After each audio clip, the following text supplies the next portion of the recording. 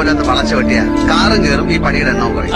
അതെ അതെ ആണ്ടിലാണ്ടി കുറച്ച് അണക്കിയ കുരുമുളകും തരുന്ന അതുങ്ങളെ വെട്ടിയിട്ട് നമുക്ക് എന്തിനാണ് അവർ റോഡ്? അതിപ്പോ ജോസഫിന്റെ ഇടപാടിൽ ഒരു കാർ ഒത്തു വന്ന് കിടപ്പുണ്ട്. സെക്കൻഡ് ഹാൻഡാ, എങ്കിലും നല്ല കണ്ടീഷനാ.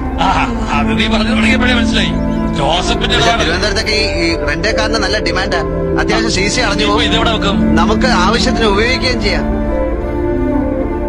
മന നീ പൊറോട്ട എനിക്കിതെവിടെ വെക്കട്ടെ? അതൊന്നും പറ്റില്ല, സീറ്റിൽ ആൾക്കാർക്ക് ഇരിക്കാനല്ല. ഇത് തനിക്കുള്ളതാണോ? എന്ന് നമുക്ക് പറയാനല്ലോ. പറഞ്ഞാലും 50 രൂപ കൂടുതലുണ്ട്.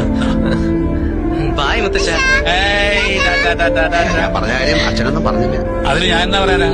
റോഡ് വെട്ടുന്നതിനെ കുറിച്ചാണെങ്കിൽ ഇതെല്ലാം കൂടെ വെട്ടിക്കുറിച്ച് മാറ്റി നമുക്കത് ചിന്തിക്കുന്നില്ല. പിന്നെ കാറ് വാങ്ങിക്കുന്നതും ഫ്ലാറ്റ് വാങ്ങിക്കുന്നതൊക്കെ നീയും ജോസഫും തീരുമാനിച്ചതല്ലേ? നിനക്ക് കയ്യെ തിന്നാ പനയും തിന്നാമെന്ന് പണ്ടുള്ളവര് പറയുന്നതേ പനയങ്ങ് തിന്നു കളയാവുന്നല്ല, അതോർത്തോ? ഈ മുറ്റത്ത് കാറിടാനുള്ള യോഗ അച്ഛനില്ല. അടുത്ത പ്രാവശ്യം ഞാൻ എന്റെ കാറുമായിട്ട് വരുമ്പോ ഞാൻ അവിടെ തന്നെ ഇട്ടിട്ട് ഇങ്ങോട്ട് നടന്നു കയറിക്കോളാം. ഓ മതി, താലപ്പൊലിയായിട്ട് ഞാൻ വന്ന് നിന്നോളാം.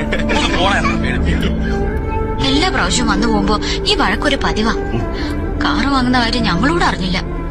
അച്ഛനെ പിന്നെ എന്തിനാ വെറുതെ? അതേടി, ഈ വഴക്കും ബഹളവും ഒന്നും ഇല്ലാതെ വീട്ടിൽ അച്ഛനെ ഇങ്ങനെ തന്നെ ഇട്ടിട്ട് പോകുന്നത് ഒരു പ്രയാസം. ഒരു യാത്ര പറച്ചിലിനേക്കാൾ അച്ഛനും ഇഷ്ടം ഇതാ. ഇന്ന് മുഴുവൻ എന്നെ ചീത്ത പറഞ്ഞുകൊണ്ടിരുന്നു.